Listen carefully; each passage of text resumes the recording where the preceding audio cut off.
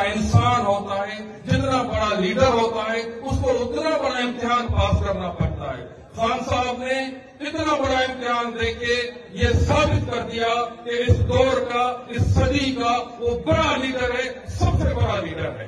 اور خان صاحب کی یہ جو بھی کل 14 سال کی سزا ہمیں سننے میں آئی، دیکھیں یہ سزا یہ ثابت کرتی ہے کہ خان صاحب ڈٹ کے کھڑے ہیں، خان صاحب کوئی ڈیل نہیں کر رہے، خان صاحب کوئی تھکے نہیں ہیں، کوئی ڈرے نہیں ہیں، پیچھے نہیں ہٹے، خان صاحب اپنے مشن کے ساتھ ثابت قدم کھڑے ہیں، اس لیے ہی یہ سزائیں آ رہی ہیں۔ اور یہ سزا بھی ایک ایسے جج نے جس کو 2004 میں انفٹ قرار دے دیا گیا تھا، اس جج کی طرف سے یہ سزا سنائی دی گئی ہے۔ یہ سزا ظاہر کرتی ہے، اور ہمارے ملک میں جو ہم نے یہ برداشت کیا ہے، یہ سب ظاہر کرتا ہے کہ یہ جو وقت ہے، یہ جو حکومتی دور ہے، یہ جو فسطائیت کا دور ہے، یہ اب نظام فرسودہ نظام ہو گیا ہے۔ اب یہ نظام اس طرح مزید نہیں چل سکتا، اب اس نظام کو ختم ہونا ہے، یہ ظلم کا نظام اب ختم ہونا ہے۔ آپ لوگوں نے سنا ہوگا کہ کفر کا نظام تو چل سکتا ہے مگر ظلم کا نظام نہیں چل سکتا۔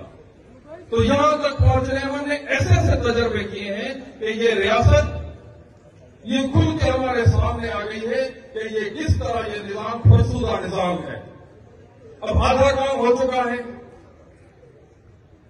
یہ جھوٹے حکمران ڈنڈے کے زور پہ،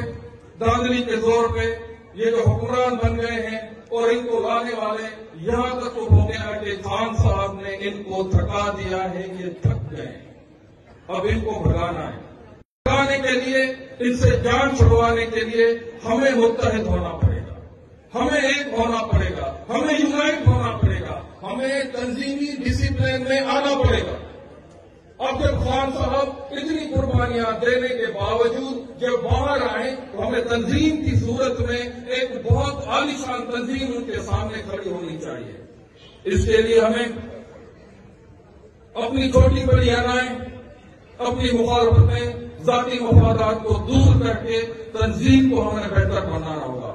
اور انشاءاللہ تعالی ہم اس پہ ورکنگ کر رہے ہیں، اس پہ کام کر رہے ہیں، اور ہم دیکھ رہے ہیں کہ اس مشکل وقت میں جو لوگ، جو کارکن، جو ممبر تنظیم کے ساتھ کھڑے ہیں، آگے بھی وہی تنظیم کے ساتھ نظر آئیں، انہی کو ہی ٹکٹ ایوارڈ ہونے چاہیے، اور انہی کو ہی وہ منزلیں ملنی چاہیے، عزتیں ملنی چاہیے جن کے وہ حقدار تھے۔ اور انشاءاللہ تعالی تنظیم آئین اور قانون کے مطابق، اور تنظیم کا جو آئینی کتاب ہمیں ملا، اس کے تحت ہم اس تنظیم کو مضبوط کریں گے، اور ہم اس نظم کے ساتھ یہ شروع کیا ہے ورکر کنونشن۔ اس ورکر کنونشن کے بعد میں یہاں کی تنظیم سے بھی ریکویسٹ کروں گا کہ ان ریٹن کاغذی صورت میں آپ پورا اپنا تنظیمی ڈھانچہ ہمارے حوالے کریں، سندھ کی تنظیم کو دیں، اور اس کے